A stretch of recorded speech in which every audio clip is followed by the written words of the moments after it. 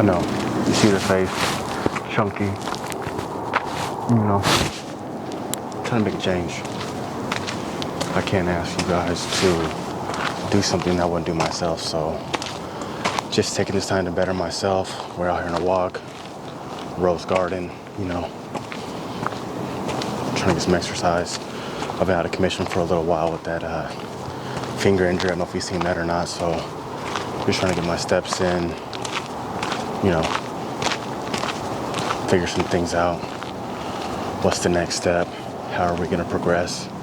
A lot of these questions are seem like they're so big now, but if you zoom out a little bit, a lot of these things kind of fall in place. As long as you're following your morals and following your values, a lot of these things just seem to come together for some reason.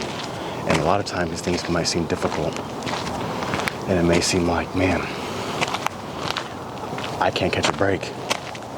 But then if you just let these things breathe, if you stop being so hasty, a lot of these things are gonna work themselves out with whatever ventures you're doing, business, work.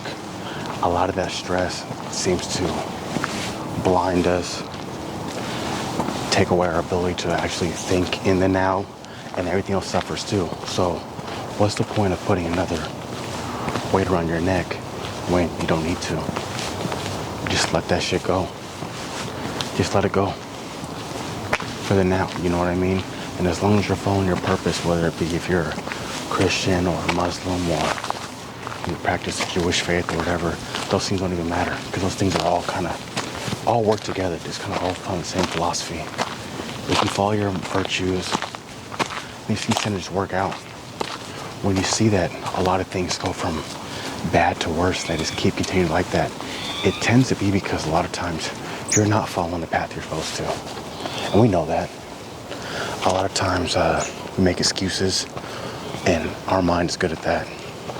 If you let yourself, if you give your mind a chance, it'll make all the excuses for you. You don't have to do much. All you have to do is just let it. And the thing is are you willing to resist that urge? For a long time, I didn't like to speak or give advice at all because I felt that I haven't accomplished anything. I hadn't did anything yet. So who am I to speak? And honestly, I'm still on the same page, honestly. Like, I haven't achieved anything extraordinary. But at the same time, I do want to share a little bit inside of what I went through in my past to just help others, you know what I mean? To give a different side of opinion.